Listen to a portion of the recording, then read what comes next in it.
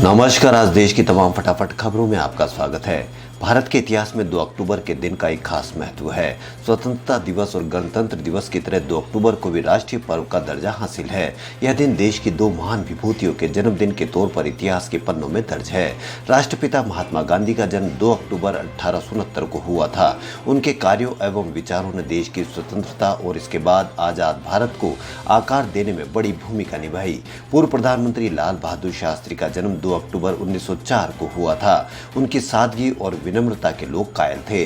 1965 के भारत पाक युद्ध के दौरान दिया गया जय जवान जय किसान का उनका नारा आज के परिप्रेक्ष्य में भी सटीक और सार्थक है। एक घटना ने महात्मा गांधी को वकील को महात्मा गांधी बना दिया। आज पूरी दुनिया उनकी विचारधारा को अपनाने को आतुर है। कभी देश के इस बैरिस्टर को साउथ अफ्रीका में ट्रेन से धक्का देकर उतार दिया गया था। ये 7 जून 1893 का दिन था। वो रात उन पर बहुत भारी गुजरी थी। पूरी रात स्टेशन से उठकर गांधी ने वेटिंग रूम में वो रात बिताई और उसी के बाद सत्याग्रह की नींव रखी गई। राष्ट्रपिता महात्मा गांधी का जन्म आज ही के दिन यानी 2 अक्टूबर 1869 को पोरबंदर गुजरात में हुआ था। इस साल हम बापू की 151वीं जयंती मनाई जा रही है। शांति और अहिंसा के प्रतीक महात्मा गांधी ने एक प्रेरणादायक जीवन जिया जो महान आदर्शों और सिद्धांतों पर आधारित था।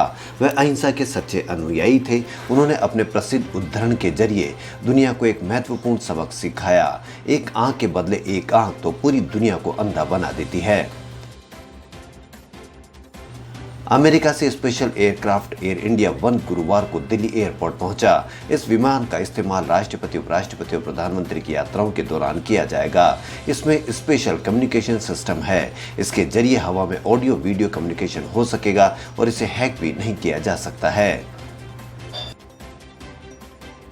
कांग्रेस नेता राहुल गांधी ने यूपी पुलिस की हिरासत में छूटने के बाद 12 घंटे बाद गांधी जयंती की शुभकामनाएं देने के बहाने कहा कि वे दुनिया में किसी से नहीं डरेंगे। उत्तर प्रदेश के हाथरस में गैंगरेप पीड़िता के परिवार से मिलने जा रहे राहुल को पुलिस ने गुरुवार को गिरफ्तार कर लिया था। 4 घंटे बाद शाम को 6:30 बजे उनको छोड़ा गया। केंद्र सरकार के कृषि कानूनों को रद्द कराने के लिए किसानों के रेल रोको अभियान का दूसरा चरण रविवार को शुरू हो गया। इसके साथ ही किसानों ने धरने को 5 अक्टूबर तक बढ़ाने का ऐलान भी कर दिया।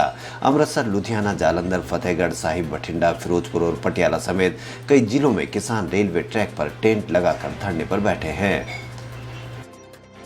उत्तर प्रदेश के हाथरस में युवती के साथ हुए दुष्कर्म और हत्या के मामले में इलाहाबाद हाई कोर्ट ने स्वतः संज्ञान दिया है।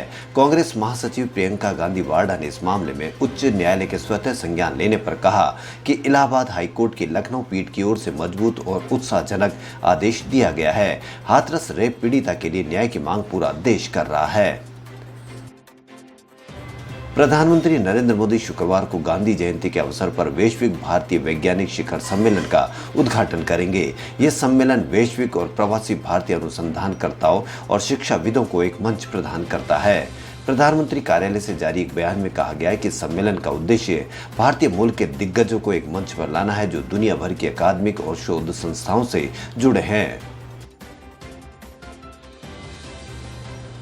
अबू धाबी की सरकारी संपत्ति कोष मुबाडाला इन्वेस्टमेंट कंपनी दिग्गज उद्योगपति रिलायंस इंडस्ट्रीज की खुदरा इकाई रिलायंस रिटेल में 6,247 करोड़ रुपए निवेश कर 1.4% हिस्सेदारी का अधिग्रहण करेगी। रिलायंस इंडस्ट्रीज की खुदरा इकाई रिलायंस रिटेल वेंचर लिमिटेड में 2 दिन से भी कम समय में यह तीसरा निवेश है। मुबाडाला कंपनी में निवेश करने वाला यह चौथा निवेशक है। रेलवे बोर्ड के अध्यक्ष और सीईओ वीके यादव ने बताया कि भारतीय रेलवे त्योहारी सीजन में 15 अक्टूबर से 30 नवंबर के बीच 200 विशेष ट्रेन चलाने की योजना बना रही है। रेलवे ने फिलहाल सभी सामान्य यात्री ट्रेनों को अनिश्चितकालीन के लिए रद्द कर दिया है। वहीं राजस्थान में देर रात अनलॉक 5 की गाइडलाइन जारी की गई है जो कि 1 अक्टूबर से 31 अक्टूबर तक के लिए जारी की गई है, जिसमें जानकारी दी गई है कि कई सभी कंटेनमेंट जोन में 31 अक्टूबर तक लॉकडाउन लागू रहेगा, जिसमें राजस्थान सरकार द्वारा निर्णय लिया गया है कि विद्यार्थियों को नियमित क्लासों के लिए सभी स्कूल, कॉलेज और शैक्षणिक संस्थान बंद रहेंगे। वहीं सिर्फ 9 से 12 क्लास के विद्यार्थियों को मार्गदर्शन के लिए स्कूल जाने की अनुमति होगी। केंद्र सरकार ने कुवैत के अमीर शेख सबा अल अहमद अल जबर अल सबा के निधन पर 4 अक्टूबर को दिवंगत आत्मा के सम्मान में एक दिन के राष्ट्रीय शोक की घोषणा की है। गौरतलब है कि अमीर का 29 सितंबर को निधन हो गया था। 4 अक्टूबर को देश भर के सभी सरकारी इमारतों पर राष्ट्रीय झंडा आधा झुका रहेगा। गृह मंत्रालय के एक बयान में इसकी जानकारी दी गई है।